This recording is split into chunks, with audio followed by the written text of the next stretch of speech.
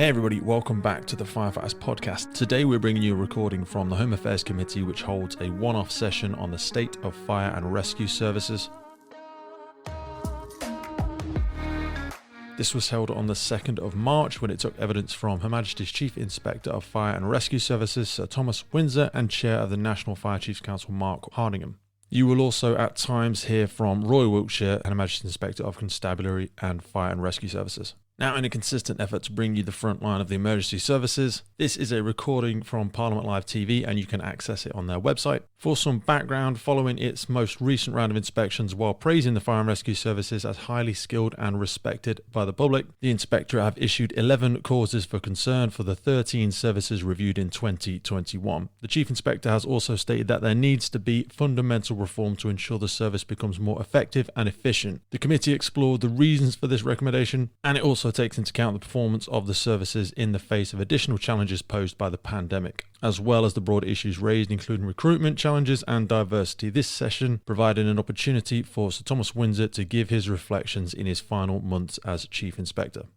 Now for some quick sticky terms and conditions. This content is produced by Parliament Live TV and the Corporate Officer of the House of Commons for House of Commons proceedings, or the Corporate Officer of the House of Lords or House of Lords proceedings, or both corporate officers or joint proceedings. We are permitted to use this material only to make a fair and accurate report of the parliamentary proceedings. The use of this material has not been edited at all, and we are not going to pass any comments on the material either. It is not meant for satire, ridicule, or denigration. This recording is being provided to give you a greater insight into the report for those that perhaps don't go over and use parliamentary TV. You will note there is no advertising, promotion, or commercial sponsorship associated with the production of this. We are not using this material in any way that suggests that the UK Parliament or any individual member endorses, promotes, supplies, or approves anything from the Firefighters Podcast. And nothing shared here will bring any member of UK Parliament or any individual member into disrepute. This recording is available free to you from our hosting platform and does not need to be listened to on any podcast platform. And again, we will receive no financial gain for sharing this information with you. So with all of that scariness out of the way, the following is the live recording from Parliament Live TV, and I hope you find it interesting.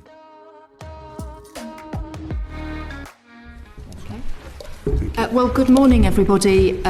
This is the Home Affairs Select Committee inquiry today into the fire and rescue service. It's our first opportunity, as a committee to look at the fire and rescue service, and we're really pleased to have the three witnesses before us today.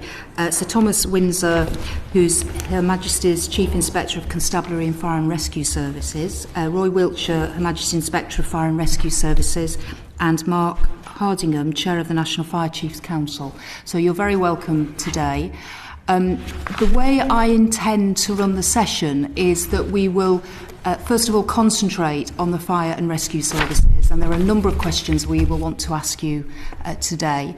And then about 11:15, we would like particularly to hear from Sir Tom about his experiences as the Chief Inspector.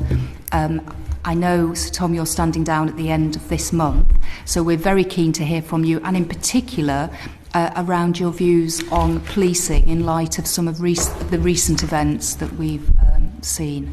So if that's all right, and that means then the other two witnesses, if you want to sit in the public gallery or remain where you are, that's absolutely fine, but that's the way I intend to deal with this morning's proceedings. Okay, if I could just start us off then, and I will ask Sir Tom, first of all, if he could set out what his concerns are about the fire and rescue service currently, and particularly in light of the challenges that the fire and rescue service are now facing, and reflect a little bit perhaps on what's happened in the most recent times in terms of COVID and new threats or ongoing threats such as flooding, and how that's handled by fire and rescue. So I'll come to Sir Tom first, and then I'll take the other witnesses. Thank you, Chair, and I'm naturally happy to deal with the policing things at the end, although HMI Wilsher is also Her Majesty's Inspector of Constabulary with special responsibility for domestic abuse. The principal concerns, are in relation to culture and preparedness to cope with the things that are thrown at the fire and rescue service. You may want to ask the question, could another Grenfell happen? There is an importance attached to protection and prevention, which we can go into. But the influence and conduct of the Fire Brigades Union is a drag on reform, particularly in matters concerning the true role of the firefighter. And there have been disagreements, quite severe disagreements in some parts of the country in relation to the ability or the willingness of firefighters to deal with a marauding terrorist attack, which we may come to as well. Perhaps you could just explain that a little bit more. Well, when a marauding terrorist attack takes place, if it ever does, the police will, of course, go in first and do everything they can to neutralise the terrorists. But there is a need for the other two emergency services, firefighters and ambulance, to enter the zone, not the hot zone where live rounds are being fired and the greatest threat to life, but there is still a threat to life as they go in to recover casualties and to put out fires if any have been started. And in two parts of the country, there have been disagreements, this is Merseyside and London, as to whether or not the firefighters in question, whether that is a proper role for firefighters and whether they should be paid extra in order to undertake those duties. And I take the view, and the government takes the view, and the NFCC takes the view that firefighters are already being paid for this, and therefore a 2% pay rise on top of the 1.5% that they've already been agreed nationally is unjustified. It is paying twice for the same thing. I wrote to the Commissioner of the London Fire Brigade and the Chief Fire Officer in Merseyside and said that there is no justification for proceeding in this way. But it's Merseyside or Manchester? Merseyside. Merseyside, yeah. No, sure. Manchester, sorry. Yeah, it's sorry, Manchester. I said Merseyside, I meant Manchester. So it's Manchester and London, the two areas, so sorry, right? Okay. Yes. I don't know why I said Merseyside. Okay. That is unjustified and should not proceed. But we can go into that a little bit more as you want. But the overall picture, though, which I should emphasise at the beginning, is that the vast majority of firefighters continue to work very hard to help their communities. They deserve our thanks, particularly for the risks they take, of course, and for the way in which they handled the pandemic. But again, the Fire Brigades Union attempted to prevent, in some parts of the country, the firefighters from helping with the vaccination programme because they said it was not part of their function. I think that caused a conflict with firefighters because they wanted to help. And indeed, in many, many, many cases, they did help. And was that localised as well? Was that in particular areas? Where was it? There was a general notice from the Fire Brigades Union for firefighters not to help with vaccination programme. So it was across the country. But overall, we're finding that the performance of fire and rescue services are improving. I think that when the government announced its intention to create an inspectorate, and then they gave it to us, so it's not a separate inspectorate, for fire and rescue services, the fire and rescue service, or at least in some parts of the country, thought that this would be a jolly good idea. And I think they still think so. But what they weren't perhaps anticipating was that we would find things that were not as good as they should be. And we have done that. But what it does do, and we've been doing the police since 1856, so we apply the same techniques.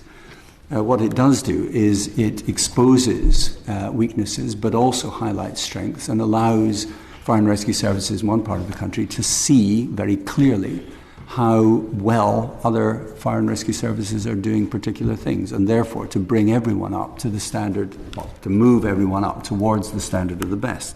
So that's of considerable importance. The other thing I would mention, which I expect we'll get onto, is the operational independence of chief fire officers. Chief fire officers, unlike chief constables, are squeezed from two angles. They are subject to political oversight, which can, of course, intrude into political pressure, undue political pressure, to do things or not to do things. And that can happen in policing as well, and we may get onto that. Probably won't have time, but we may get onto that in the case of policing. But chief fire officers, unlike chief constables, also face pressure from the other end of the spectrum, which is from a very powerful trade union, the Fire Brigades Union, who do have the right to withdraw their labour, and from time to time do threaten to do so. So the chief fire officer is squeezed, or can be squeezed, and therefore his or her freedom to make operational decisions is constrained, and we can go into some of the specifics like that. The government have been working on a fire reform white paper for quite a while. We're expecting it pretty soon. I said in my last State of Fire report, which we sent to the committee, which we published not that long ago, that I was concerned that the wind speed of reform had reduced to a flutter. I think that the wind speed is about to pick up again, and that's very much to be welcomed. So those are my general reflections. Thank you. Mr. Wilsher, do you want to add anything to that?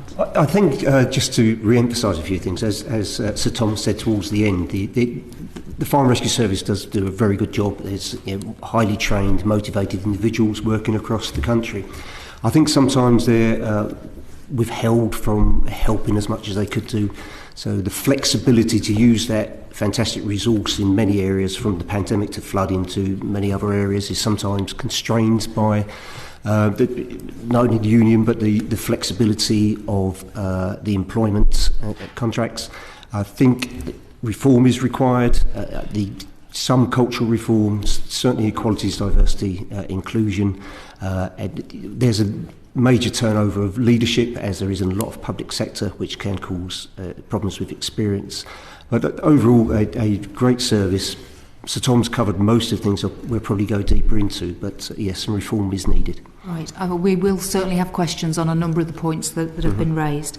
So, Mr. Hardingham, would you like to comment on the current state of the Fire and Rescue Service?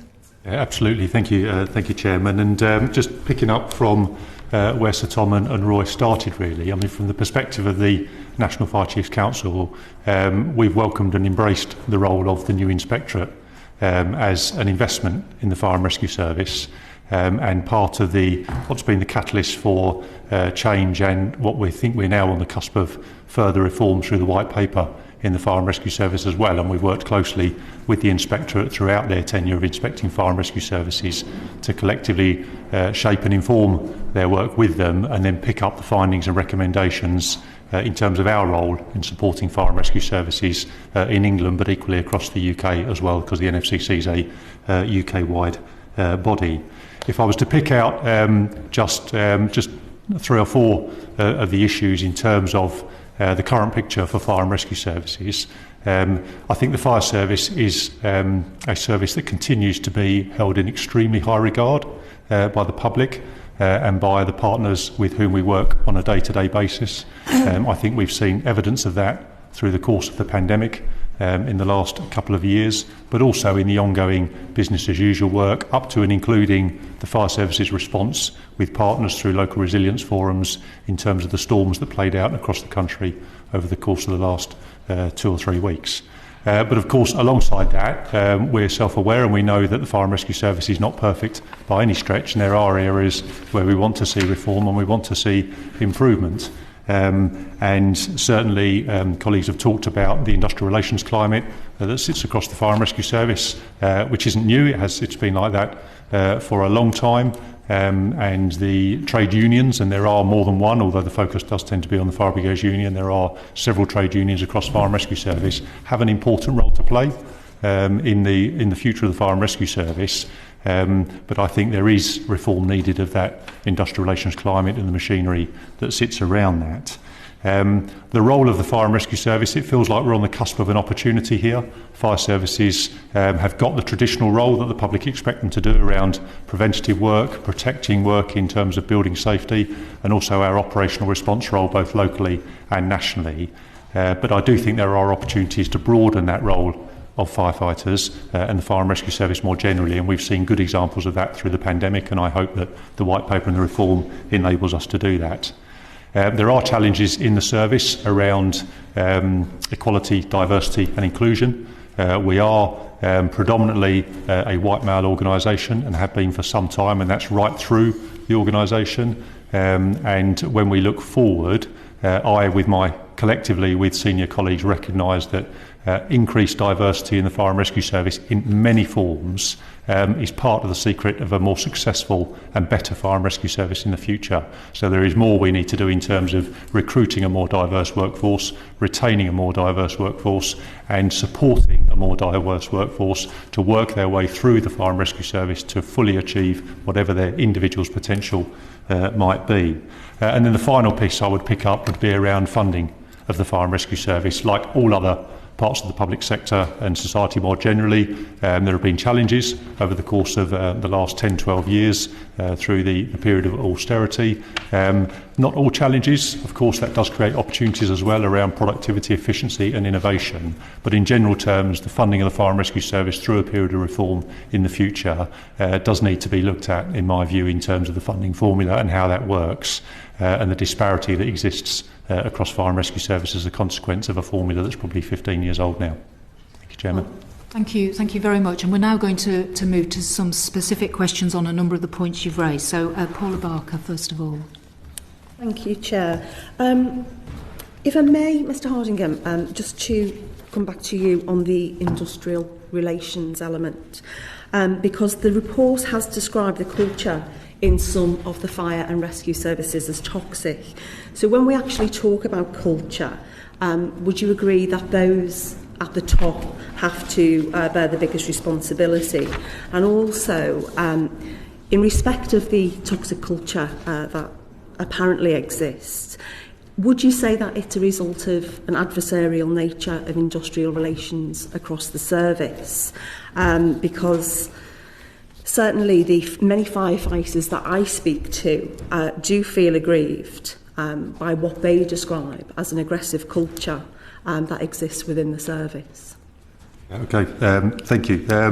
So I think when I think about the culture in the Fire and Rescue Service, I see lots of different cultures in the service, and I see many cultures which are extremely positive. I won't go through those because that's not the thrust of your question, but I do think there are some really positive cultures in the service, collectively within teams and individually in the service as well. But you're right, there are areas, and the Inspectorate has highlighted some of those, where there are areas where the culture of the Fire and Rescue Service isn't right. There is, as you say, absolutely a senior leadership responsibility around the culture of the Fire and Rescue Service, indeed any organisation, and every person in a leadership role in the Fire and Rescue Service has a responsibility around what impact they can have in the culture of the organisation as well. The industrial relations climate does play into that. The nature of industrial relations in the Fire and Rescue Service right throughout my career in the service in many different roles has often been quite adversarial, and there is responsibility on both parties in terms of how do you create a better industrial relations climate. And I know my senior colleagues across the country work hard to create positive industrial relations climate, whether that's at a local level, at a regional level, or at a national level with the respective trade unions they're working with. Can you give some examples of those positive steps that are being taken? Yeah, so there are many examples where fire and rescue services across the country have been able to bring in changes to how they operate their fire and rescue service, and have done that in consultation and negotiation with local, regional and national officials. Surely that's just your normal industrial relations collective bargaining. You're saying that the leadership are taking positive steps to, stop a toxic culture and a toxic relationship. So aside from the normal collective bargaining machinery, what positive steps are management taking? So if I sort of start at a national level, then the Fire and Rescue Service collectively, through the establishment of an independently chaired Fire Standards Board, is creating standards for the Fire and Rescue Service. One of those standards is a core code of ethics for the fire service, which sets out how does the Fire and Rescue Service operate in an ethical way at a senior leadership level, but right through the organisation. That standard has been in place probably about 9 months now, and is being implemented across fire and rescue services. If you build on that, then part of establishing the core code of ethics is that every fire and rescue service in the country will be setting up a set of values and behaviours that are appropriate for their fire and rescue service, and will be demonstrating those values and behaviours in terms of how they lead as senior leaders in their organisation, and will be embedding those values and behaviours into their organisation in a very visible way right through to frontline staff. I think then you have to weave and equality and creating an inclusive environment is part of establishing that positive culture, and then fire and rescue services across the country will be looking to weave in to the fabric of their organisation a much more inclusive element to the organisation, built on that code of ethics, built on those values, behaviours and standards, and then they will promote that, and then I would expect obviously services to be dealing with the people who don't apply or operate in leadership roles or other roles in accordance with those values. Then that needs to be dealt with in an appropriate way from an education perspective, but then potentially further on from that if it's necessary and appropriate in that occasion. May I add something to that? Do you have a supplementary question for yourself as well, Sir Tom, if I may? May I just briefly, just to say what we found on inspection. So the Fire and Rescue Service hadn't been inspected as we inspect them ever, and the last inspection regime, such as it was over 10 years ago. So they had a long period where they hadn't been really inspected. So when we did our round one inspections, and of course we're further on from that now, we found in some parts really quite a toxic culture, disgraceful examples of bullying, harassment, discrimination, people being called inappropriate names, poor behaviour towards female firefighters and female staff, poor treatment at the hands of operational staff compared to non-operational staff, and so on. And management, in some parts, doing little to address those problems.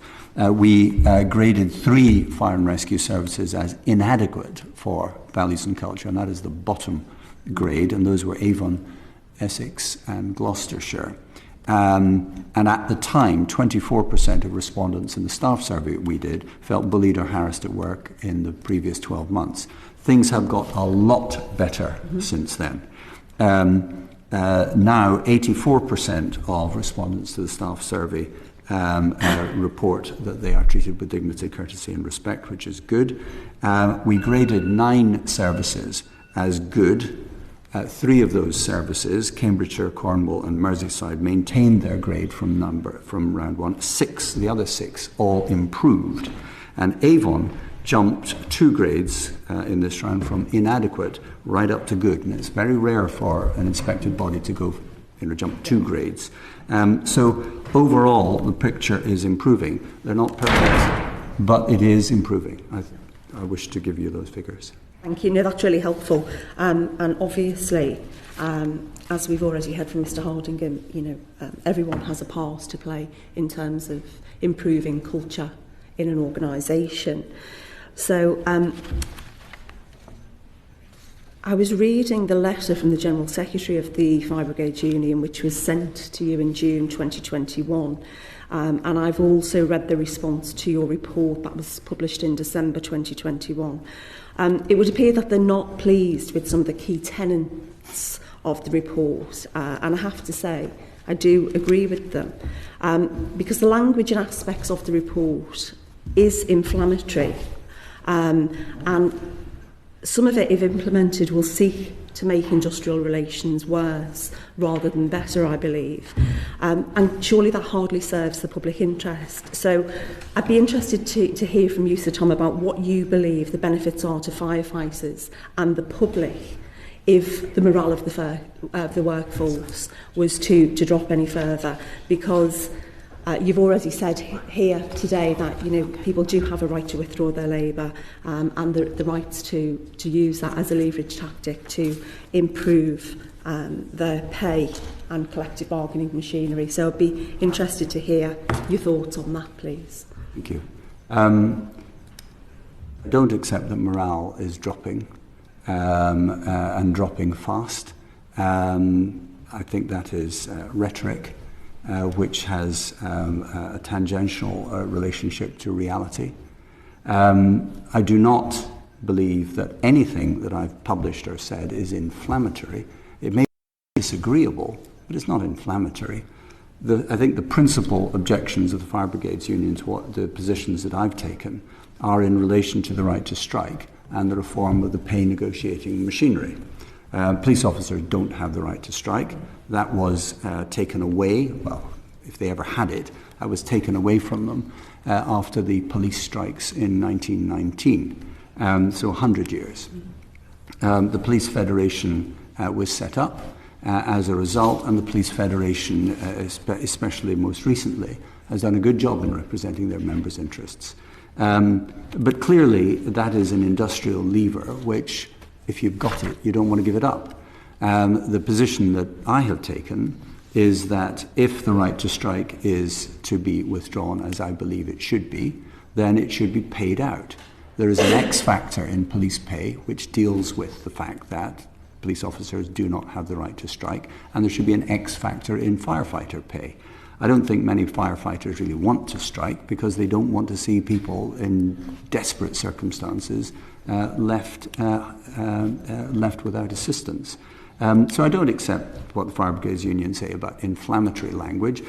Clearly they are inflamed with anger at the prospect that the government may take my advice and remove the right to strike. That would, of course, require primary legislation, and Parliament makes the final decision on that, of course. As far as the pay negotiating machinery is concerned, the current pay negotiating machinery does have a considerable capacity for paralysis.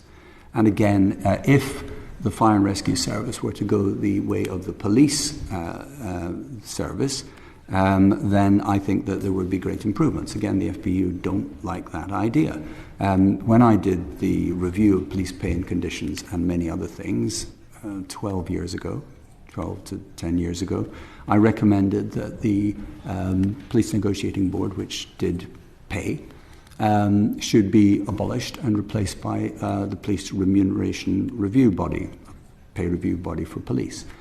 Parliament, the government accepted that, asked Parliament to establish the new body, and Parliament did. And that body has now taken the heat as well as the difficulties largely out of pay reform for the police. Not completely. The police superintendents, the Police Federation are still very dissatisfied with the position of government, because in the end of the day, the government makes the decision on the pay bill because the government, on behalf of taxpayers, pays that bill. So I think those are the two things that the FBU most object to. But I don't accept that the way in which I've expressed these views can be characterised as inflammatory. Just finally, Chair, if I may, because obviously you've talked about the police pay progression, and police actually receive progression pay each year, where firefighters only move between two levels for most roles, from trainee to competent. Let me see. So would you agree that there is actually a gulf between the lower rung of the workforce and management, if you like? And I note that you say in the report, to get higher pay, they need promotion to command or management responsibilities. So So would you agree that it fails to provide a fair reflection of their levels of experience, for example? Yes, to an extent that's true. Clearly, the longer you do the job, the more experienced and competent you will be. So there is a case, and I would, if Parliament accepts that there ought to be a fire service pay review body as there is in police, then that is exactly the kind of thing that expert body could and should look at. Police progression used to be automatic. You used to click up one grade as a constable, one grade every year, and then there was an 11th grade which was abolished. But under my proposals, which have been largely accepted, police officers progress up the progression ladder only so far, and can only get further up the ladder provided they pass appropriate tests in relation to skills and competences. Also, the pay ladder is 7 points instead of 10 or 11, and that means that people can go up faster. It seems to me that there is a perfectly good case for a future pay review body or some other body to assess firefighter pay according to the same principles. I can't see why those principles should be different. Thank you. Thank you. Tim Loughton. Thank you, Chair. So, Tom, can I just come back to this comment about vaccinations and the advice from the FBU, which I wasn't aware of? What was the rationale behind the FBU advising their members not to have anything to do with vaccinations during the pandemic? Because they weren't being paid for it. It wasn't part of the core role of the firefighter. I'll defer to my two colleagues on either side, but it was one heck of a sticking point. Shall I come in first?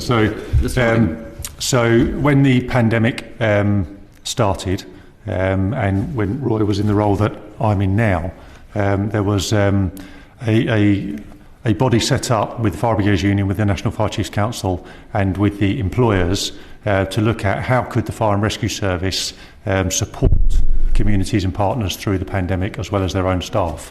There was sought to develop what was called a tripartite agreement, and the intention was the tripartite agreement would be a set of principles within which the fire service would reach in to support the pandemic, and then those principles would be supported by safe systems of work, training, and PPE, etc., to enable firefighters and other people working in the fire service to do that safely. The tripartite agreement, instead of becoming an enabling tool for Fire and Rescue Service, actually became largely a disabling tool for Fire and Rescue Service, because it ended up largely as a list of things that the Fire and Rescue Service would do or could do if it was asked to do so through local resilience forums and with partners. And then in services, once that national agreement was enacted in services, chief fire officers were being asked to do things through the local resilience forum, were engaging, as you would expect, with the Fire Brigades Union and other representative bodies in terms of how would you go about reaching in to do that role safely with your workforce. And if it wasn't on the list, on the tripartite agreement, then the pushback was that actually it can't be done and it shouldn't be done. And the Fire Brigades Union, as a consequence of that, effectively discouraged their members from taking part in that additional activity. And one of those activities was about providing either logistical support or firefighters administering vaccines into members of the public, which actually did happen anyway. So the fire service have vaccinated more than 550,000 people across the country during the course of the pandemic, but have done it in spite of the work that was done around the tripartite agreement. I just find that, and all credit to those fire officers who did step up, because an awful lot of people had to do things that weren't in their job spec and for which they were technically getting paid. In fact, many people did lots of things without being paid at all. I mean, during the pandemic, have fire officers been more busy or less busy than usual? I think at the start of the pandemic, when the country was in lockdown, I would say the Fire and Rescue Service was less busy operationally because of the consequence of people being at home, away from the workplace, not travelling on the roads and the like. So less busy. Also, some of the activity that Fire and Rescue Service and firefighters would carry out on a day-to-day basis, working in the homes of vulnerable people, carrying out inspections of high-risk businesses in terms of the fire safety in those buildings. A lot of that work was paused and it was paused on the back of government advice clearly around the spread of the pandemic, not just into communities, but also in terms of protecting the integrity of our own workforce and maintaining our operational response cover. So initially it was less busy, but then it returned to what I would consider to be more normal levels. Okay, so basically the FBU were not making that advice on the basis that fire officers were far too busy, quite the reverse. No. It was entirely because it didn't come on the list and they weren't getting paid for it, which seems slightly stubborn to say the least. Just in general terms of working, I believe overall services between 2011 and 2019 that the workforce has reduced by about 21%. The number of incidents attended has fallen by 17%, and presumably that's because we have fewer fires these days because people take precautions, because electrical equipment is safer. So actually attending fires is very minority activity of a fire officer these days. Have those cuts in workforce been proportionate to be able to deal with the level of demand, or are they being increasingly stretched? For any of our witnesses like to address? I'm happy to go first. So I think the fire service is resourced and provided on the basis of risk. And demand is an element of the consideration, but it's about the risk that exists in local communities, and there's a process that services will go through to carry out their risk management plans and then resource their service accordingly. I think the reduction in the workforce to an extent has been reflective of the change in the number of incidents that we respond to. But as you rightly say, that's a small proportion of what firefighters do in a modern fire and rescue service. They're out working in local communities. They're looking at the fire safety of higher risk buildings. We are a training organisation, so there's a lot of training to prepare for the sorts of incidents that we attend. So a firefighter is still busy doing all of that stuff. In terms of your other point about has it stretched too far, I think, as I said in my opening remarks, certainly the reduction has led to some innovation, some creativity around how the fire and rescue service is provided. But I think it would be remiss that every chief fire officer in the country would recognise that through the changes that have taken place over the last 10 years, the fire service has become less resilient as a consequence of that.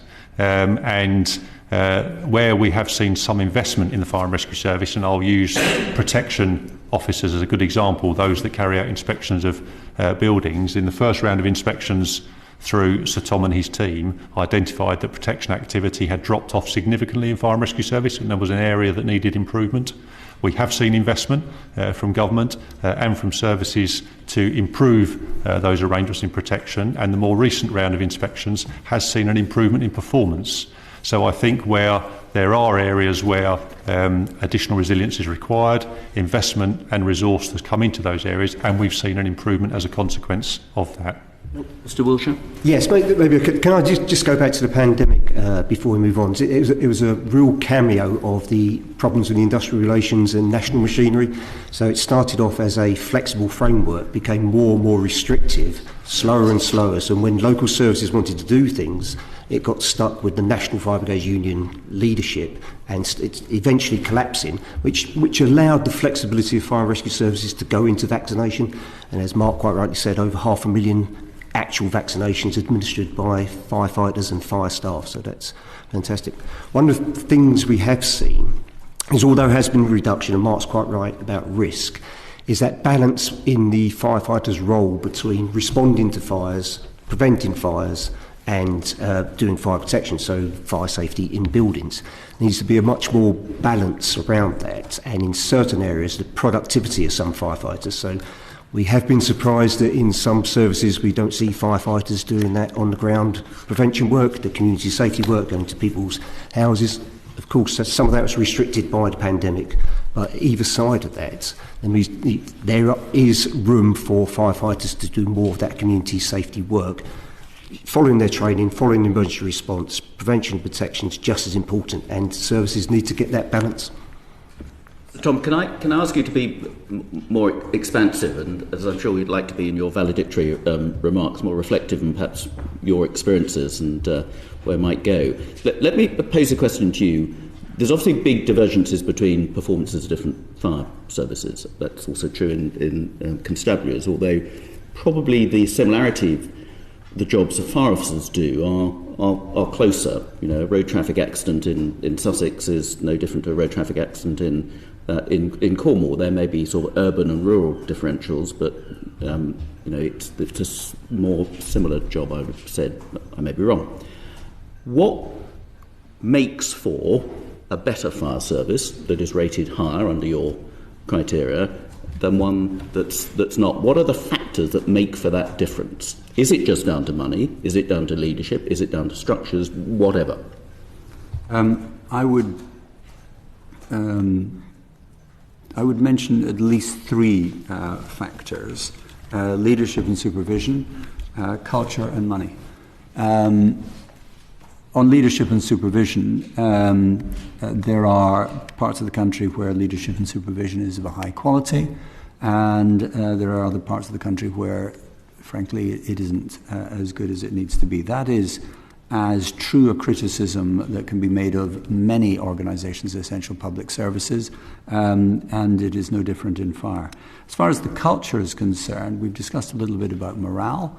There is a strong protective culture in the fire service of people eager and indeed joining the fire service in order to protect their communities and vulnerable people in their communities.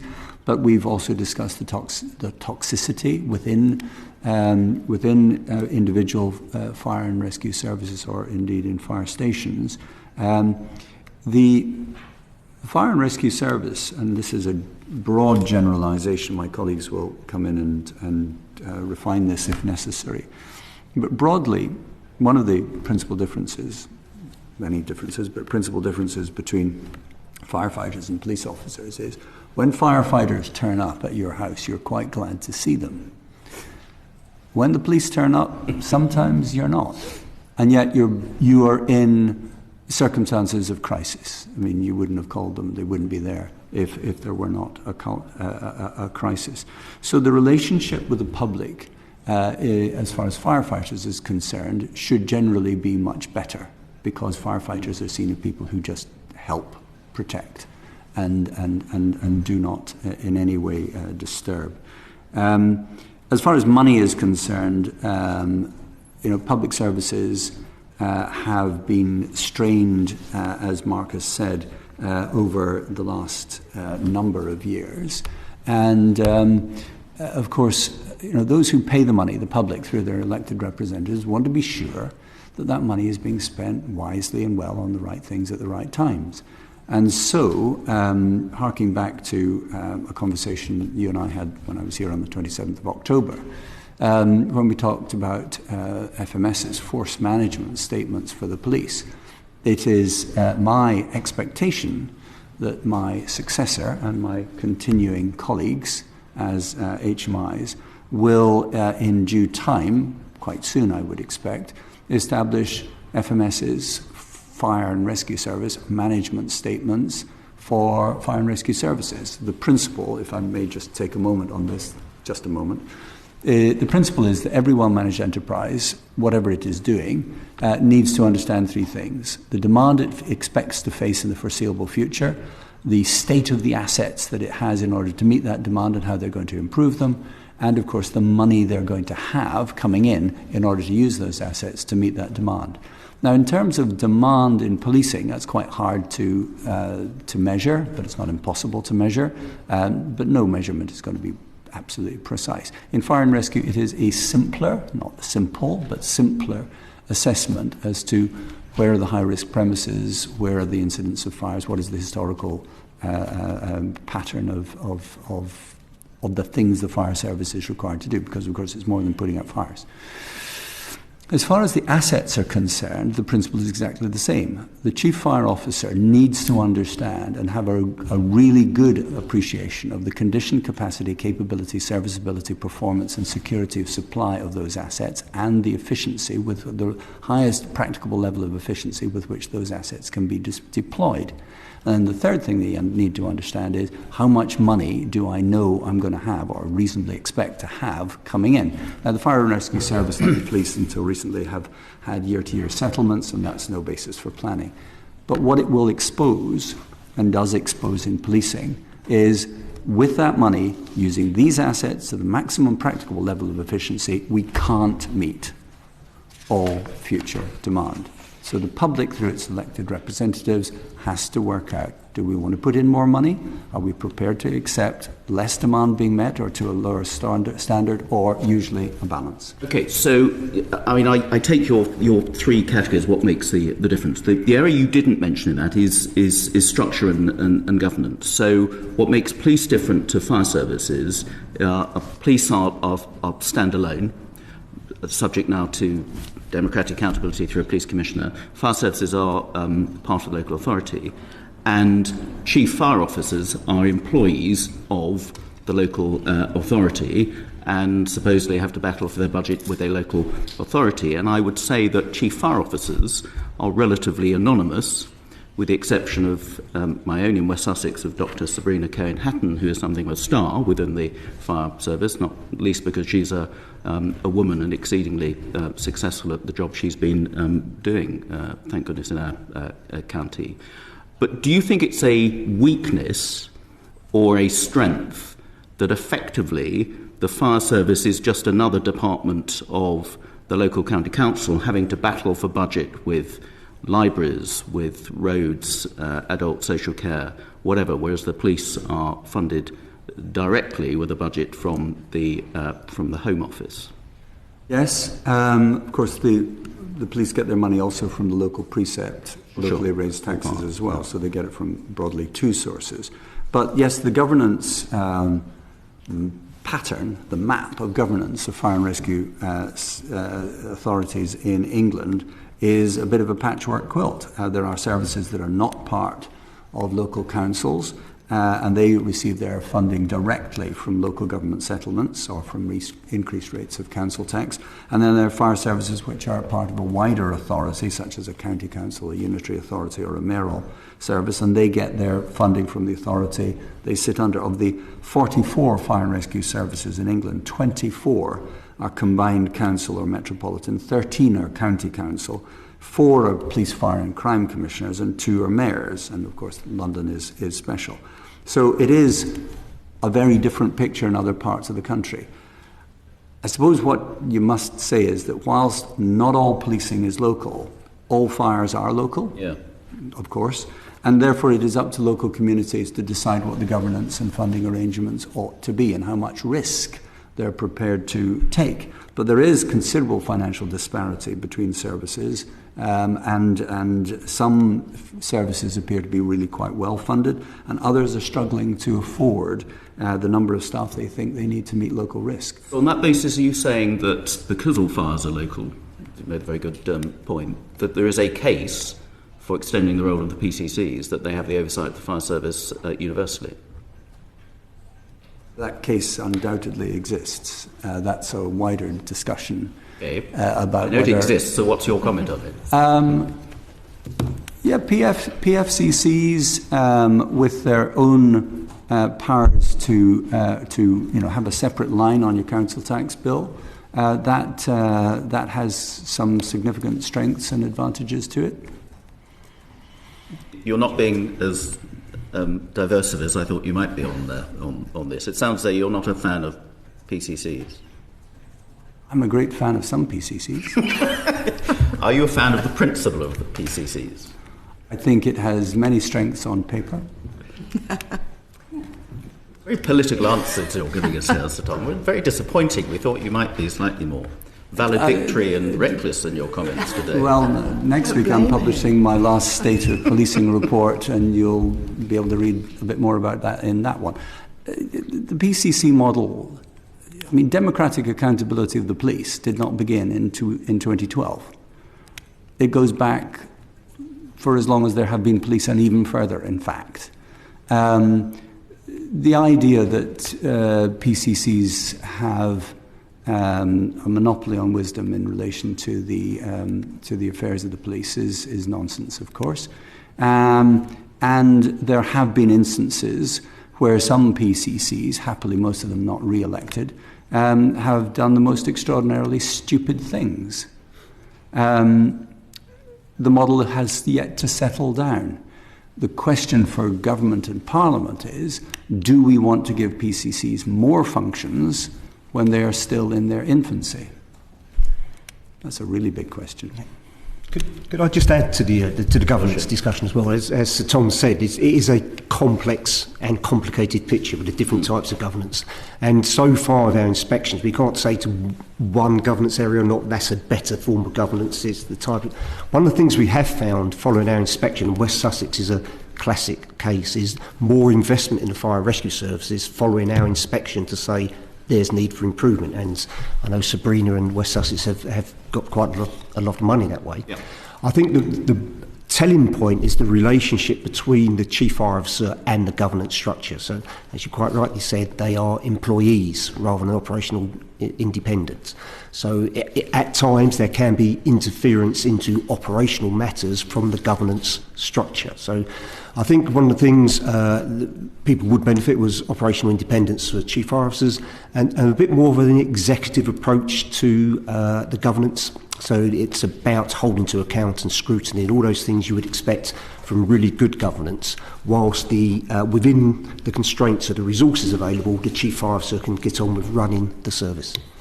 If I may add to my earlier answer, as Roy says, operational independence is a hot issue. When a PCC takes office, in relation to policing, of course, he or she has to make swear an oath of office, and the last line of that is, "I will not interfere with the operational independence of the Chief Constable." Now, that undoubtedly ought to be applied equally when a PFCC, when they take on fire, that they should do the same in relation to that, because operational independence is of enormous importance. I think that would be a very great advantage of the PFCC taking over fire. The other thing I wanted to just clarify is that I think that, just add to what I said earlier, is I'm not against the PCC model. I think it has very significant strengths and very significant advantages over the police authority model. I'd like also to emphasise that I think some PCCs have done an absolutely exemplary job, and I think that the new crop of PCCs who have come in, and we've seen an almost 50% turnover of PCCs in the last elections, and I don't wish to be taken in any way that I don't intend. I think that there is and we don't inspect PCCs, but there is obviously a very significant improvement in the professionalism and the approach of the new round of PCCs, building on and intensifying the quality of the PCCs who are still there. Thank you. Diane Abbott. Oh, thank you, Chair. I wanted to ask quite a simple question, really. I was born in the 1950s into a working class West Indian family, and everyone in those days had paraffin heaters. There was no such thing as central heating in working class houses in the 50s. And paraffin heaters being knocked over caused an awful lot of fires. Now, people don't have paraffin heaters nowadays. So tell me, this may be one for Mr. Hardingham, what is the main cause of domestic fires nowadays? If you look at, overall the number of domestic fires has come down significantly over the last 10 years. Most fires start in the kitchen or come from some sort of electrical cause.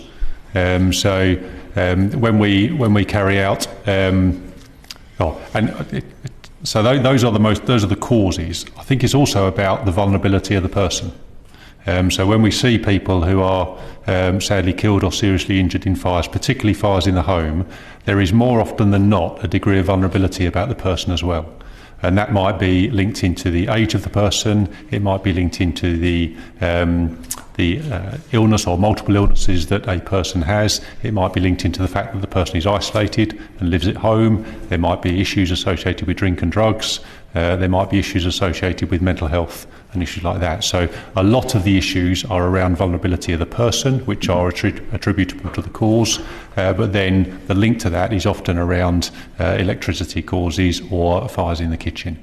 And you're right, increasingly, and I think this is important where the fire service is looking forward, and I think if we all looked in our own homes today compared to looking in our own homes a number of years ago, the number of electrical items in our homes and the places where we source some of those electrical items from is significantly different to what it was 10 years ago. In my own home, there is probably hardly a plug socket that's not got a plug in it charging something, and in my previous role in the county council, when I was chief fire officer in a county council service, I also had responsibility for trading standards, and in that role we often looked at actually the quality of the sort of equipment that was being provided into homes, which was often linked into the causes of fires if people were buying things off of the internet or elsewhere which wasn't appropriate or safe to be used. Thank you very much. That was, to coin a phrase, very illuminating. I just wanted to get back to Mr. Windsor. I was really struck by the poor relationship you seem to have with trade unions. It's unusually bad, really, in terms of people in your role coming before select committees. Do you think there's a particular reason for it, or is it just that you think the FBU is particularly difficult? Did you say a cool relationship? Cool relationship. I think poor. Did you say poor? Oh, poor. I'm so sorry. Yeah, poor. Pretty much means the same thing. Yeah. A poor relationship with trade unions. I'm a member of a trade union. So I don't have a poor relationship with trade unions. I was a member of the Labour Party for 30 years. I quit in 2006. Trade unions have achieved a vast amount of things, improvements in relation to the terms and conditions of their members. So no, I'm a great fan of trade unions. It's how they behave. And if they prevent people, or they try to prevent people, or their members doing the things that their members want, for example, marauding terrorist attacks or vaccinations, then I'm against what they do. I'm not against trade unions, far, far from it. Okay, Mr. Hardingham, you touched on the lack of gender and race diversity in the fire service. What exactly are you doing to redress that? Lots of things we're doing, and I'll reflect on what we're doing as a National Fire Chiefs Council at the moment. So one of the things that the National Fire Chiefs Council does is it has a number of programmes of work in place where we produce products and guidance and support to fire and rescue services across the country. And one of those programmes of work, led by my Chief Fire Officer colleague Anne Millington in Kent Fire and Rescue Service, is called the People Programme, and there are a number of projects attached to the People Programme, and an element of that is a work stream led by Catherine Billings in the future and Alex Johnson, who are Chiefs in South Yorkshire and Cornwall Fire Service, focused around equality, diversity and inclusion. So if I just sort of go through quickly some of those projects. So we are creating leadership programmes across the Fire and Rescue Service for supervisory, middle, and there is a senior leadership programme in place for the Fire and Rescue Service, and equality and inclusion is woven into the fabric of those leadership programmes. We have developed a number of what we call equal access statements, which is about providing these statements for fire and rescue services to support the way in which they engage with communities across their counties. So to give you an example, there are statements for engaging with people from neurodiverse communities, for engaging with people from LGBT communities and from black communities as well, and there are about 7 or other statements as well. There are a number of, we're developing a recruitment website, and that recruitment website will have a strong focus around equality and inclusion, and there are a number of aids to Fire and Rescue Service to enable them to support their own recruitment programmes within that. As we touched on earlier, we've also developed the fire standard around the core code of ethics in the Fire and Rescue Service, which sets out the basis upon which you can develop the culture in your Fire and Rescue Service. And there's lots of guidance that we produce, and training events and CPD events that fire services across the country can engage with to support how they provide this in their own Fire and Rescue Service. So there's a range of things we're doing. I think what I would say is that at the moment, from the perspective of diversity and the number of female or number of firefighters who come from minority ethnic communities, then we're not seeing the outcomes yet that we want to see. And as I said earlier, a more diverse workforce will create a better fire and rescue service, and a more diverse workforce right throughout the fire and rescue service, and not just at firefighter level, up to and including chief fire officer level. So we've put some work in place, and our job now is to maintain the momentum around that and continue that for years to come until, I'm not sure we'll ever reach a position where we're entirely satisfied with where we are. I listened very carefully to what you said, and in my experience when it comes to diversity, it's very easy to get the diversity, as it were, jargon off pat, and it's very easy to set up committees, programmes and all the rest of it. But getting concrete outcomes year on year is much harder. First of all, can you remind me, you may have said, but what proportion of the fire service is ethnic minority or female? And secondly, have you set yourselves targets to increase recruitment year on year? Yep. So the proportion of the fire and rescue service, or the proportion of firefighters from ethnic minority is 4.7% at the moment. And if you go back 10 years ago, then that was at 3.5%. So there's been some improvement, but not enough. If you look at the number of female firefighters, the current figure is 7.5%, and if you go back 10 years ago, that was 4.1%. So again, we've seen some improvement, but not enough. In terms of have targets been set for the fire and rescue service or within the fire and rescue service, we haven't set targets.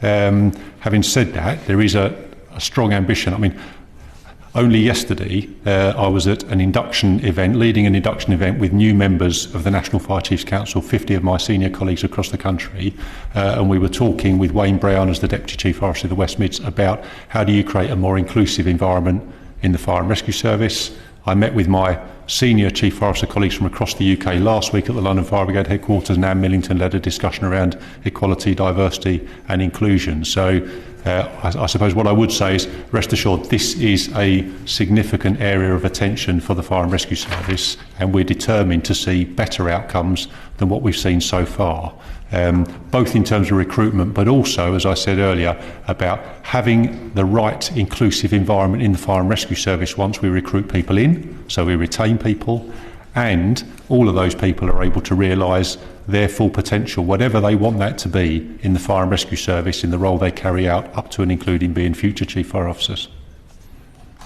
I would ask how many black people are in those meetings, but I won't. I want to move on to the report against your 2020 Equality, Diversity and Inclusion Strategic Improvement Plan. In the improvement plan, you promised an Equality, Diversity and Inclusion annual report. Have you produced one? As the National Fire Chiefs Council? So I haven't got it to hand with me. I would have to go away, Chairman, and have a look and see when the last annual report was and provide it to the committee where there has been one. Yeah. Are you saying you're not sure whether there's been an annual report? I'm not sure if there is an annual report. No, we've got a strategy, a number of work streams that sit on the back of it. I'm not aware, and in my tenure as the NFCC chair, we haven't produced an annual report around equality and inclusion from an NFCC perspective. So you didn't meet the promise in the improvement plan? If there's not an annual report, then no, we haven't. Okay, just moving on. As a colleague said earlier, the culture in the fire and rescue services has been described as toxic.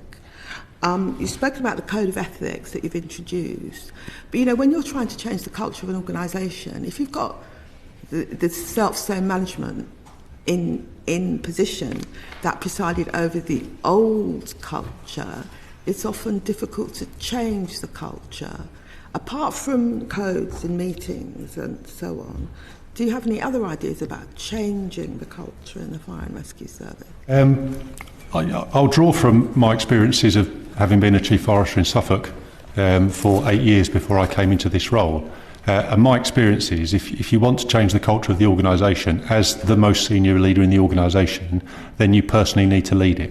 And yes, you do need to have a strategy, you do need to have a plan, you do need to have objectives that you've set, and you do need to take on board National Fire Chiefs Council products and things like that, but it's a very personal thing.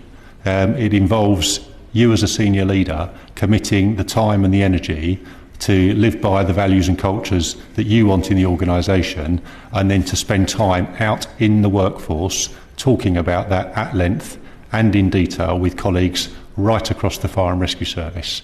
That's what I did when I was in Suffolk Fire and Rescue Service and was inspected against that by colleagues, and that's what I know a lot of my colleagues across the country are doing to improve the culture in their organisations, accepting that there are services where the Inspectorate and also senior leadership teams are dealing with cultures that they're not happy with in their organisation as well. And when I say their organisation, they would be the first to say that they are, as senior leaders, of course, a critical part of that organisation. It's not something they're talking about that is separate from them.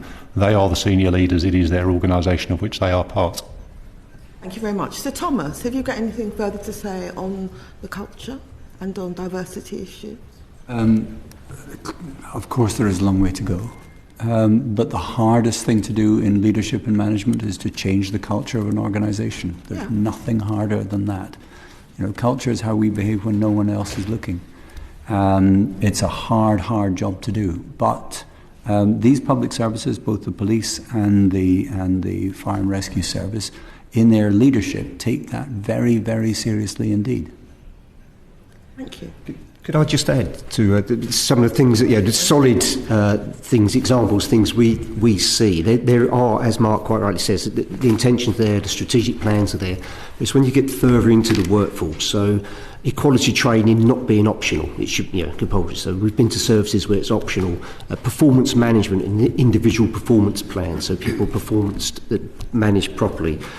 Proper community engagement, and I know there's lots of work, but it's very important to take your existing workforce with you as well. If you're doing engagement, you're trying to recruit particular communities to the service, the workforce needs to understand that would improve the service and bring greater talent. So there's a number of things that could be practical in terms of performance management, training, outreach work and recruitment that I think all services could learn from.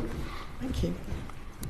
Could I just ask a question from the Inspectorate? Do you think there should be targets around gender and ethnicity for the fire and rescue service? Because I'm a little bit taken aback that there aren't targets, and there's no. We all accept that this is not acceptable. We want things to be better, but would targets? Is that what the Inspectorate think we should have? There is always a case for targets, but of course, the old saw is you set a target and you miss the point. In other words, something else gets neglected. We have seen a target culture in policing produce very significantly adverse consequences because the target gets aimed at and other things get neglected. However, I think the case for targets or appropriate measures in relation to equality, diversity, inclusion, I think the case for that is much, much stronger. So as an Inspectorate, you would call for that? We'll have to give that some thought. It is really a matter for the government and the local authorities in question as to whether or not they wish to set their own targets. Of course, the Inspectorate would then have to assess whether or not the targets are A, the right targets, and B, whether or not they're creating perverse results. So it would not be for the Inspectorate to set targets. Okay. There's a white paper that's been referred to a number of times. Is your expectation that there will be something in the white paper around inclusivity, diversity? We're thinking that's the case. Yeah, I think it will come across very clearly in the white paper, yes. Right, okay. Can I just ask why you think there is such a problem with attracting BME candidates? I mean, so Tom, you said that when a fire officer turns up at your home, they are welcomed, and probably fire officers of all the, without trying to discriminate, of all the emergency services are seen as the heroes. So why wouldn't people from a BME background want to be seen as somebody who's actually fated amongst society? What is going wrong? Yeah. Sorry, I think there's a number of this. I spent 40 years in the fire service, and it's something we've been thinking about for a long time. I think there's a number of things in there.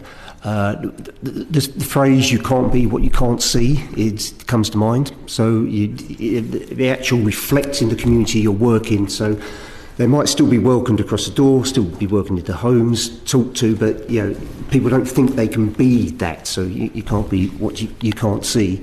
I think it's a really well-kept secret, the Fire and Rescue Service, just how diverse the work is. So people will think it is, you have to be big and strong and break doors down all the time. No, so that's a bit of a myth we need to get through. But there are BME people who are big and strong that can break doors down just as much as anybody else. Absolutely, but again, it's that reflection. And I think Wayne Brown, who is Afro-Caribbean descent that Mark talked about earlier, he uses that phrase quite a lot, and you can't be what you can't see. So it's one of those vicious circles. You need more people to join so people can see more people, and we need to work with them. 40 years, you say, to deal with that vicious circle. I mean, the police, there is a problem because of perceived, I make the responses towards more stop and search for people who tend to come from a black background or whatever. There is no such perception amongst the fire service. They don't choose to turn up to a road traffic accident because it's been driven by a person who happens to be black rather than white. I mean, there aren't those sort of potential perception barriers for people coming forward saying, yeah, I'd love to be a fire officer. What is it? I just don't understand. So I think it's a fascinating debate, and the debate has been had many, many times, and I think it's difficult to grasp exactly what it is, and I think it's a number of things. I think we touched earlier around the reputation that the fire service has in local communities, and I think there's a risk of some complacency in there, because I think in general terms the fire service has a very good reputation in communities, but I think it will be different in different communities, because in predominantly white communities, I think the fire service has a very good reputation, because what the white community see is a fire and rescue service that represents them. I think in other communities, I don't think always they see a fire and rescue service that represents, looks like or sounds like them. So I think there is some challenge there in terms of how do you then attract people to come and join an organisation. I don't buy that. You don't not ring up and report a fire because you might not get a black fire officer arriving because they don't take it seriously. I just don't buy that. And I think you're hearing from the committee that we are particularly concerned about this, and as Tim Loughton's just said, that this has been an issue for decades and has not been properly addressed. I am going to move on to Paula Barker now, and then I want to ask some questions about Grenfell before we complete this part. Yeah, thank you. I mean, just a comment before I move on to my question. I mean, Mr. Wilsher, you the comment you made, you were a firefighter or in the fire service for 40 years, and you've been thinking about it for a long time. I mean, perhaps that's what one of the issues is. Rather than just think about it, perhaps you just need to get on and do it. Perhaps there should be active campaigns about recruitment. I'm literally astounded, and I think the white paper, when it comes, must include equality and diversity. But it is about recruitment and retention that I'd just like to touch on as well. Because I would be interested to understand your reflections and thoughts. In 2021, there were just over 35,000 firefighters nationally, of which 35% were on-call firefighters. So obviously that's a significant amount. But in urban centres like Merseyside and Greater Manchester, for example, they've rejected the on-call model. But nearby Cheshire, for example, do rely heavily with on-call firefighters in the more rural locations. So my question is, one, is the model fit for purpose? And secondly, I am hearing that problems do exist in those services that are more reliant on on-call firefighters. In respect of recruitment and retention. So I'd be interested to hear your thoughts on that, please. Yeah, absolutely. So recruitment and retention of on-call firefighters was an issue I dealt with for 10 years in Suffolk. Suffolk has 35 fire stations, 29 of those are on-call only fire stations, and the other 6 fire stations have got at least one on-call fire engine on those stations. So it was the heart of the organisation that I led for 11 years. So on-call firefighters do a fantastic job in their local communities and more broadly across the county in which they serve. But there are challenges to the system. In terms of a duty system that is resilient at night, when the majority of those on-call firefighters are at home, so within 5 minutes of their on-call fire station, it is a really resilient and effective duty system. At the weekend, when a good proportion of them are close to their fire station, doing whatever they do at the weekend and when they're not at work, then it's a good duty system. During the week, when people are at work, and people who are on-call firefighters have other jobs as well, and that job is often not anymore in the local community, in rural communities. They have to travel further afield, and if they're not within 5, 6, 7 minutes of the fire station, they are not available as a firefighter because it takes too long to get to the fire station. So during the week, during the daytime, it is a more difficult duty system. So, and also the expectations of an on-call firefighter are significant. So I expect an on-call firefighter, and the terms and conditions are they will be available for up to 120 hours a week. So that's 5 24-hour periods every week they'll be available. And available means within 5, 6, 7 minutes of their local fire station. And for that, they take a financial benefit of about £6,000 a year, something like that, of which alongside their primary employment, of course, they pay tax and national insurance. So they're not getting much financial reward. Most of them don't do it for the money, they do it for their commitment to their local community. It requires primary employers, so if they work for a primary employer, particularly if they're going to be available whilst they're at work for their primary employer, it requires a fire service to have excellent relationships with the primary employer to be able to release that person when their pager goes off, to just walk out of their primary employment, run out of their primary employment to get to the fire station to respond to the incident. So it's a significant role, but it's a really important role for rural fire and rescue services. In terms of what could we do, there's an awful lot fire services are doing. So in terms of recruitment, and we've touched on recruiting from a broader range, so from a gender perspective and also from different communities perspective as well, and there's a lot of work that goes on around positive action to encourage people to come into on-call roles from those communities. There's a lot that the services do around making sure the fire and rescue service is as good a place as it can be for when you do come in, you want to stay, so you feel like you're well looked after as an on-call firefighter and you do a job where you feel you add value into the local community.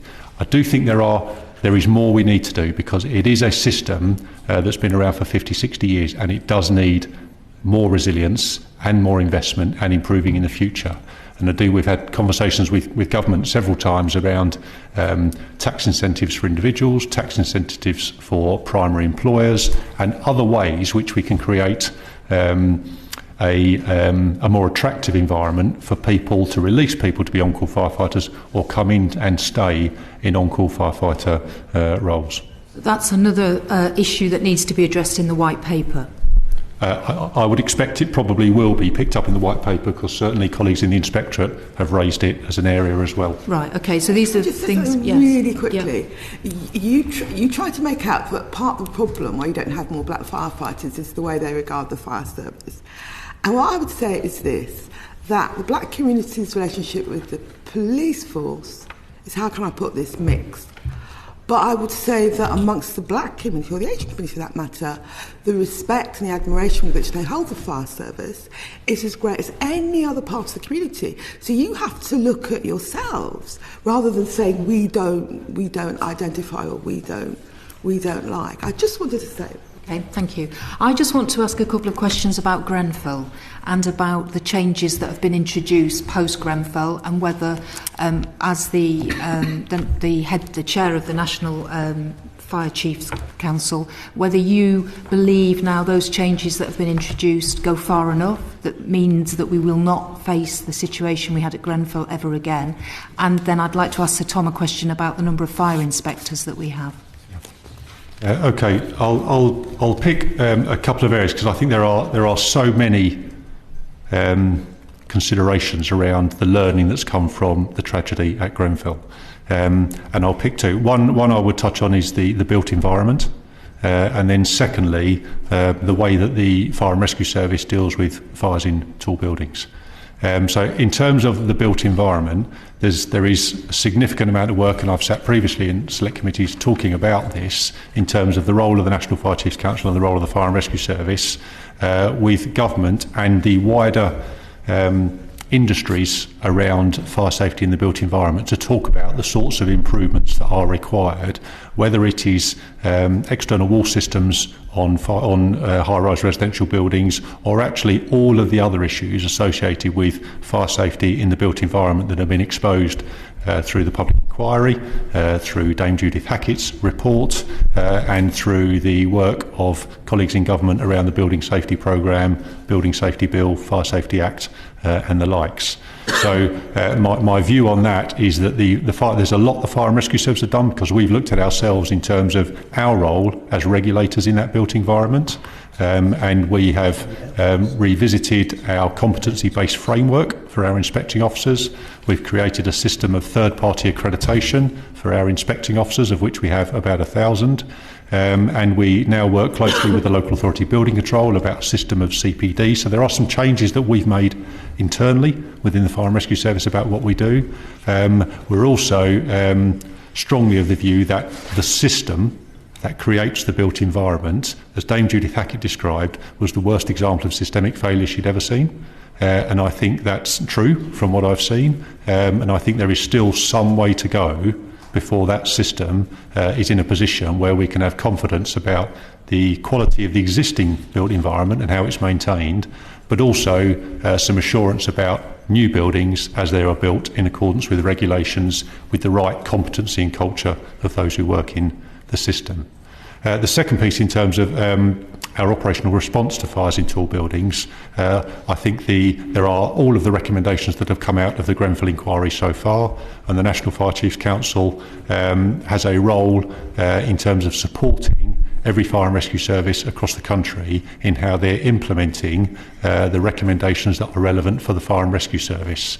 And I attend, along with a colleague in the Inspectorate and Andy Rowe from the London Fire Brigade, the ministerial board around the Grenfell recommendations to provide some assurance about the progress that's being made, and the outcome of the reports that we do with fire services are published on the Fire England site by the Home Office in terms of progress that's made. So how we deal with fires in tall buildings is different now in terms of what it was 5 years ago, in terms of how do 999 fire control operators handle the calls, deal with fire survival guidance, to the process that firefighters will go through in terms of training and development, and how they apply that to deal with fires in buildings. Coming back, I think it would be remiss of me not to comment on to provide assurance this will never happen again. I think that would be a big step, because I think there are, like any tragedy that takes place, it's never one thing that causes the tragedy. There are a number of events that come together in a terrible way that lead to the tragedy. So I don't think I could provide assurance that an incident of that nature would never happen again, but I can provide assurance that we won't rest as National Fire Chiefs Council. Work in Council. Progress, there's more to do. Yes. And the fire and rescue services around the country are currently implementing the recommendations so far, Yes. but they haven't. That's not complete yet. That's not complete yet, no. Okay. I just wanted to ask Sir Tom about the comment that you made. It will be some time before the numbers of fire safety inspectors reach the numbers required in England. So I just wondered what risk that's posing then if we don't have those numbers to the public. It is an increased risk, but I'd defer to Roy Wilsher. Yeah, thank you. So that's correct. One of the things I talked about earlier was the balance between response, protection and prevention. And I think that balance over a number of years got a little bit out of kilter with concentration of response to the detriment of fire protection and the number of fire safety officers. It's one of the things we pointed out in our early reports. But I'm pleased to say that with some government investment and more investment and balance through fire and rescue services, the numbers are increasing. We are seeing more fire safety inspectors. The difficulty with that is it takes some time to train a fire safety inspector. There's not a ready number of inspectors out there. They need to be brought into the service or from the service and trained. The other difficulty fire and rescue services is facing, that there's a lot of call for that expertise to go into private industry. You can often pay more. So it's almost a never-ending circle of recruiting, training, getting competent fire safety inspectors who then can go and earn money elsewhere. So it is an improving picture. There's more balance. There are more fire safety inspectors. Their risk-based inspection programs are increasing, but that needs to be sustainable, and that's our fear, that it won't be sustained over a long time. When will we have enough inspectors? Well, I think we are. What date's the aim? Is there a target? There's not a target. But there's an increase, and as I say, with the training, we're probably 2 or 3 years away from having the number we'd expect. 2 or 3 years away. Mm-hmm. Okay. Can I just ask how long it takes to train? Well, a lot of it depends on what level. So we go from the apprentice inspector right to a fire engineer. So to be a fire engineer is probably 5 to 7 years. So to be a competent inspecting officer, probably around 2 years. Okay, thank you. Right. Thank you very much for your answers to our questions about the Fire and Rescue Service. We now just want to turn in the last part of the session to discuss the police in light of recent events, and also the fact that Sir Tom's coming to the end of his tenure as the Chief Inspector for Constabulary as well as Fire and Rescue. And I just wondered, Sir Tom, Tim Loughton's already said about your valedictory remarks to this committee, and whether you would like to comment on the current state of policing and your feelings about whether policing is in a better state at the end of your tenure as a Chief Inspector than when you began. Well, the answer to the latter question is undoubtedly yes, but I'll explain why.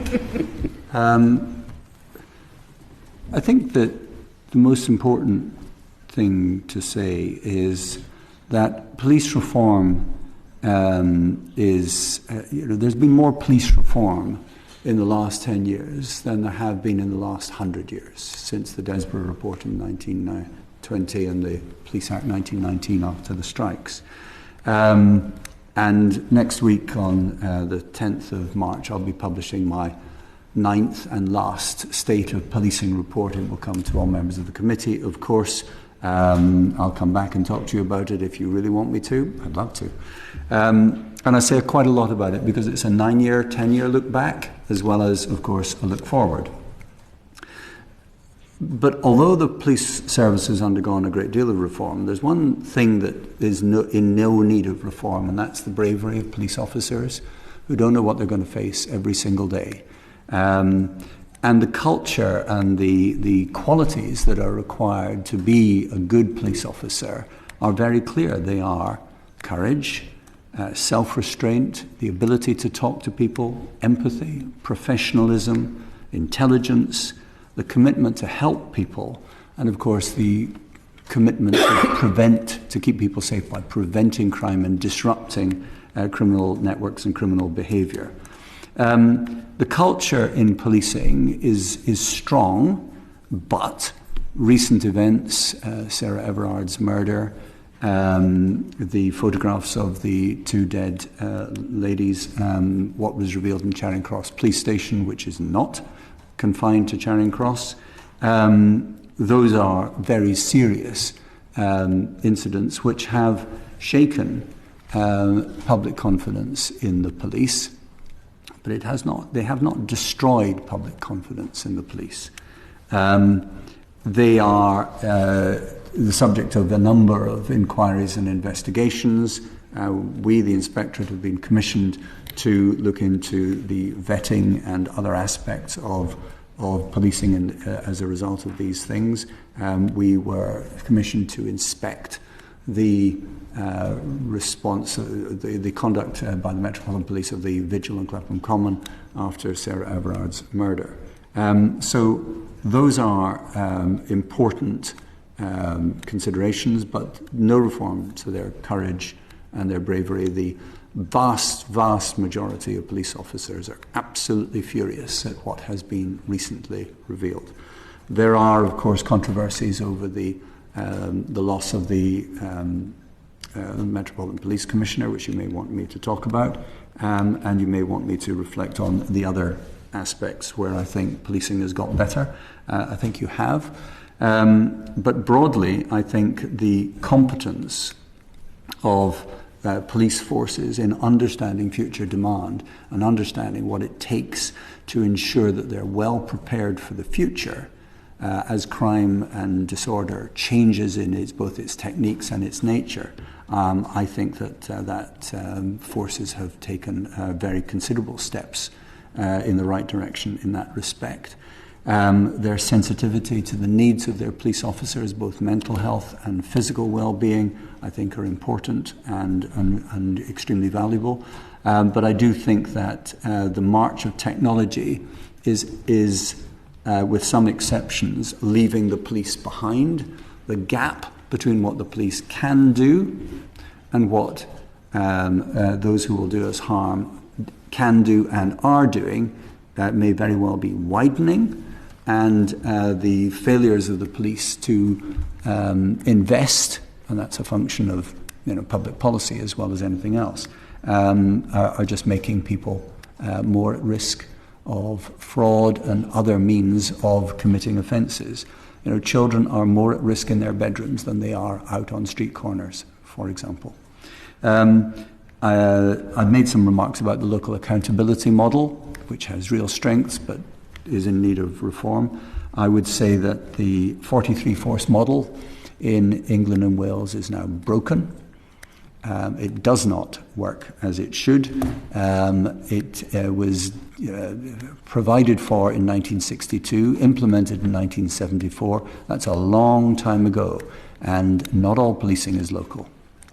I would say that the failures of public services to do their part is imposing significant additional and unnecessary demand on the police. The police service is the service which will never say no, but failures in education, in housing, in social policy, social services, and of course mental health, particularly child and adolescent mental health, those are putting undue demands on the police, and that needs to be dealt with. I think that the state of the children's child and adolescent mental health services is a national disgrace, and it is necessary for public policymakers to fix that. It is, to quote Frederick Douglass, it is easier to build strong children than to fix broken men. And that is what happens. And the other observation I would make is that the criminal justice system is on its knees. Well, thank you for that assessment. Can I just take you back to a comment you made there about the 43 police forces model being, I think, broken, and wrap that up actually with your earlier comment about the Metropolitan Police and about the departure of the Commissioner. Could you just say something about what your thoughts are about what model should be employed and whether the Metropolitan Police Force is just too big and has too much to do? The local accountability model, as we've already discussed, I won't repeat, has significant strengths but is in need of reform. The local accountability model in London is unique because the Commissioner of the Met is looking in two directions. She or he is held to account under the Police Reform Social Responsibility Act 2011 by the Mayor and by the Mayor's Office for Policing and Crime, but the Commissioner is also not only appointed by and may be removed by the Home Secretary, but also has national responsibilities as well as capital cities responsibilities, which are of special importance to the Home Secretary. So when the Mayor and the Home Secretary see life differently, as they do at the moment, that puts the Commissioner in an awkward position. And that is a matter of local accountability, which I think is in need of some examination. And can you say something about the model, the 43 police force model? What's your view about how that should be changed? Because I remember years ago there was a debate about whether that we should have fewer police forces covering bigger areas. And of course in Scotland we have just one national police force in Scotland. So do you have a view? I do. And I'll be saying more about it on the 10th of March. But I said quite a lot about it in my previous State of Policing reports. There are not 43 best ways of doing the same thing. Because criminality and vulnerability cross police force borders. Police forces need to be much, much better at cooperating with one another. I don't think there's a case for a national police force. I think that the need is for the collaboration between police forces, especially in the acquisition and use of information and communication technologies and the flow of information and intelligence across police force boundaries. That is in need of significant reform.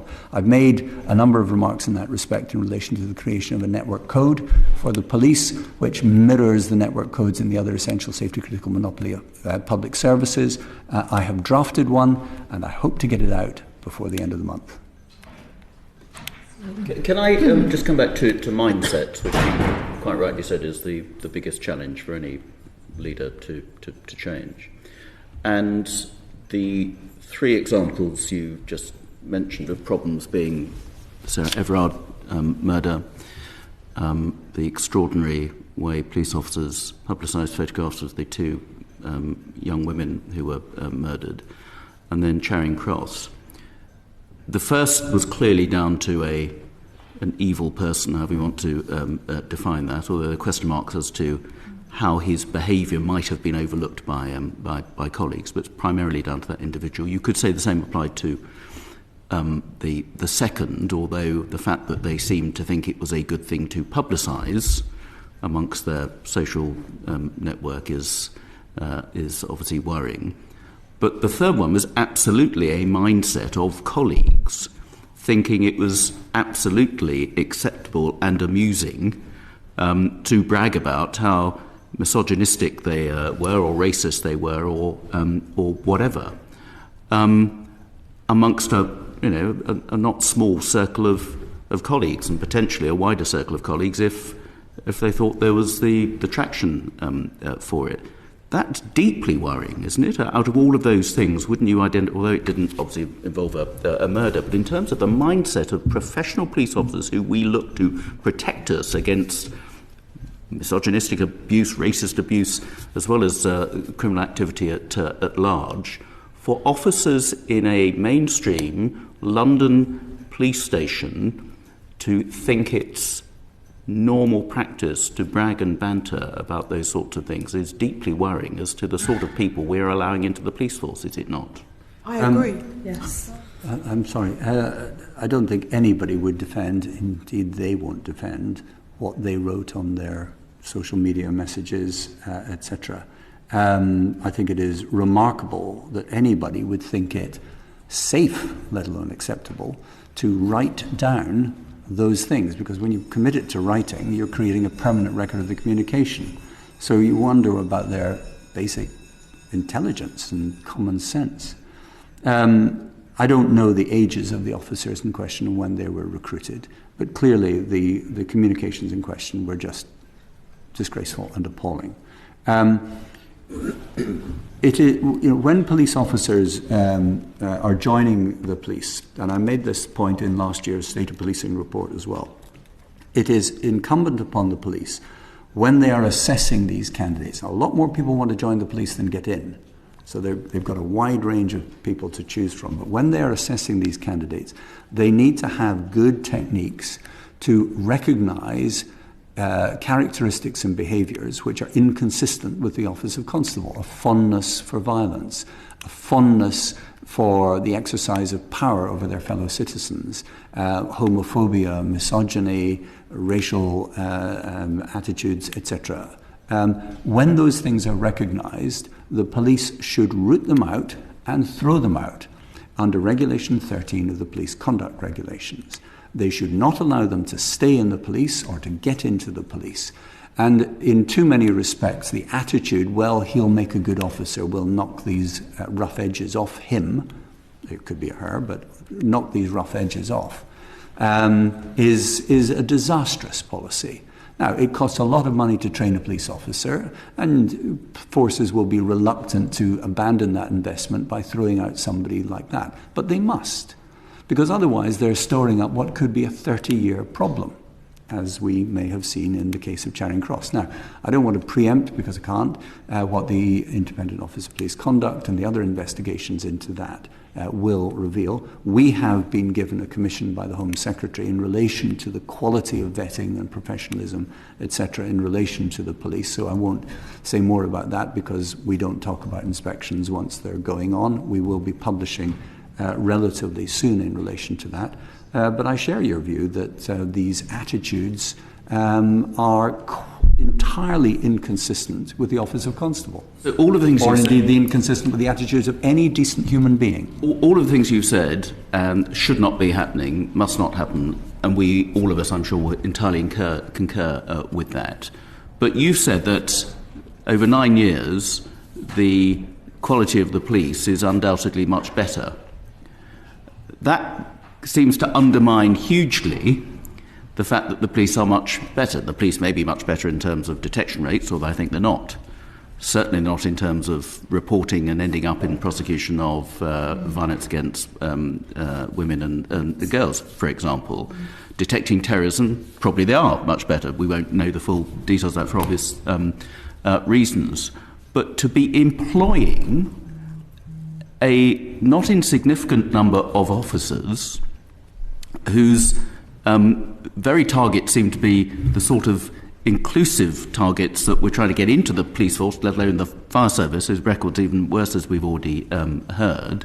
The fact that they are still there, the fact that they were recruited in the first place, suggests something is going very wrong. And you yourself, Sir Tom, said that it's not limited to Charing Cross, and of course it's not.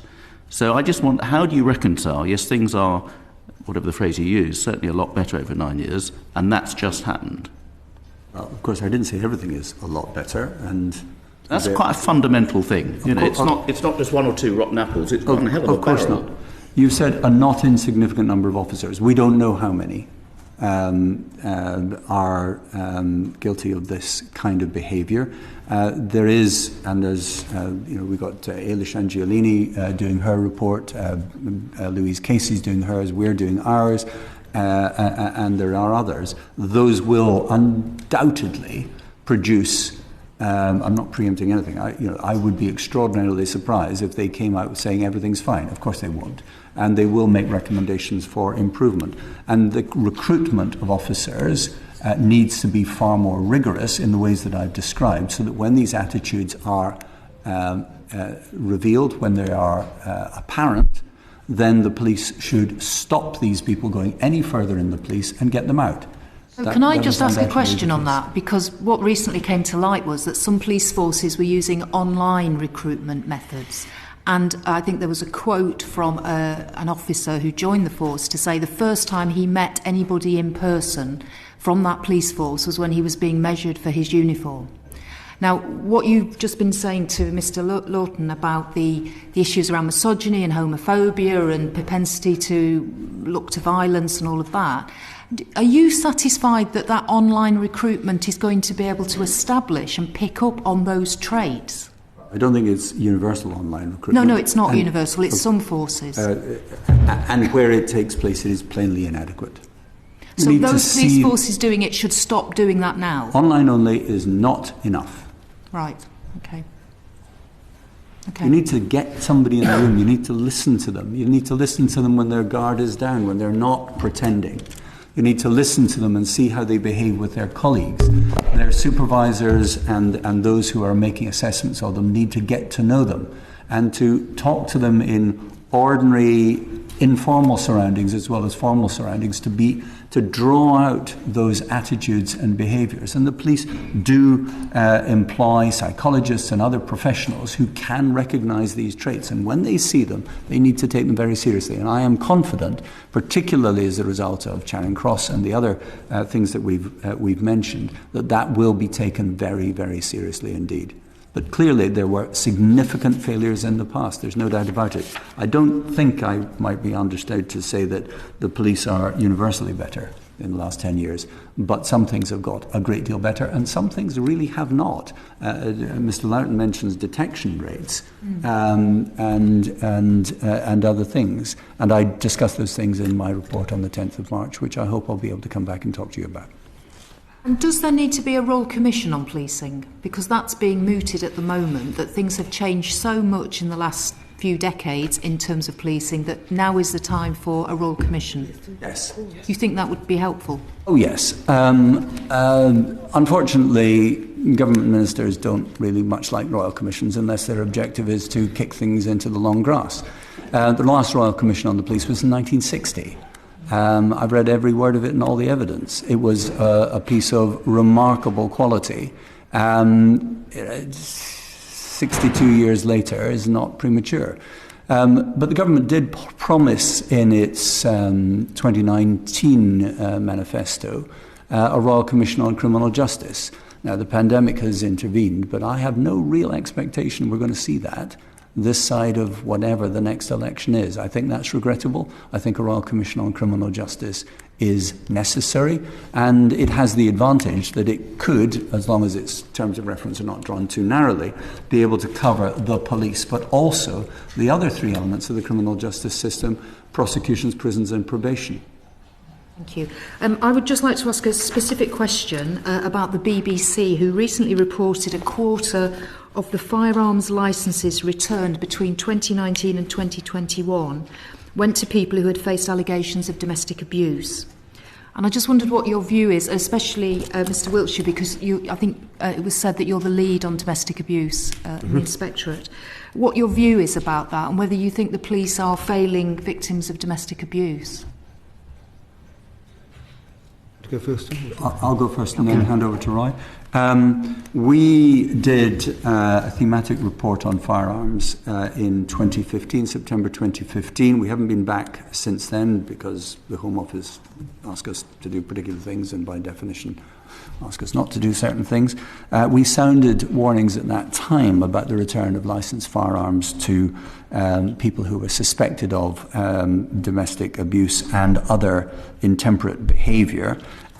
Since then, the Home Office have made regulations. We recommended that the Home Office should make regulations in relation to the assessment of people who are applying for or getting renewals for their licences, and of course the return of firearms is pretty much the same sort of thing, so that there should be a proper assessment of the suitability of the person in question to get that firearm back or to have a firearms licence. I'm pleased to say that 6 years later the government did make those regulations after a certain due process, and now the regulations are tighter, and the return of a firearms licence will require, and indeed the grant of a firearms licence or the renewal of a firearms licence will require a doctor's certificate that the doctor has no reason to believe that the person in question is in some way mentally or in any other respect unsuitable. I don't think GPs are very happy about this, and I think it may very well lead to a degree of reticence on the part of GPs not to take responsibility for something that they don't think they should be doing. So I rather think that the number of firearms licences which are renewed and the number of firearms which are returned will go down. But a GP wouldn't necessarily know there were allegations of domestic abuse.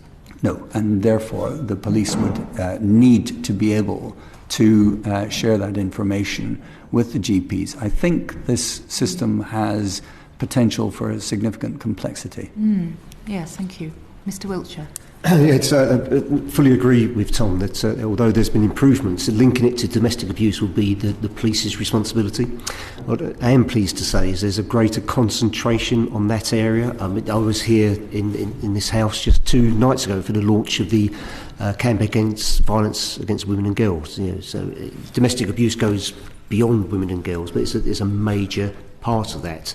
Our report last September that came out under my colleague Zoe Billingham on police engagement with women and girls made the recommendations. All have been accepted, particularly violence against women and girls being part of the strategic policing requirement, which I think is a major step forward.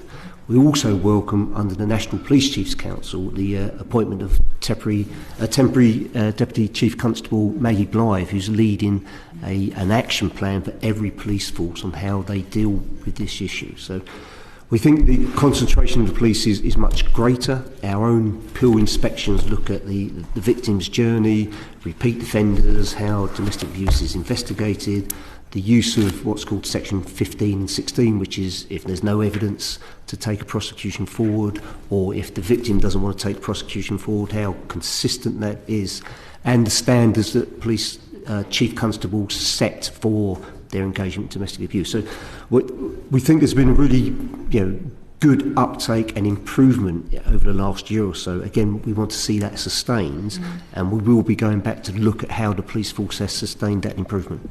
Okay. Well, can I thank you very much for your evidence today.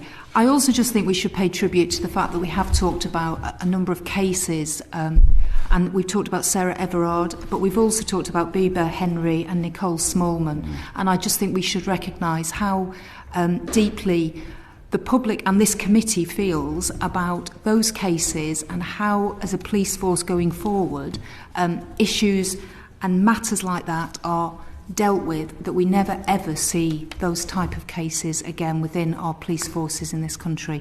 But again, thank you very much for your evidence today, and I'm sure we will be following up, particularly on the issues of diversity and inclusion in the fire and rescue service. And we look forward to your report, Sir Tom, and we wish you well in whatever you go on to do after the 31st of March. And it may be we do see you again once you're free of the office, and perhaps you might want to come back and talk to us with some further reflections. But thank you very much for your time today. Thank you. Thank you. The proceeding has ended.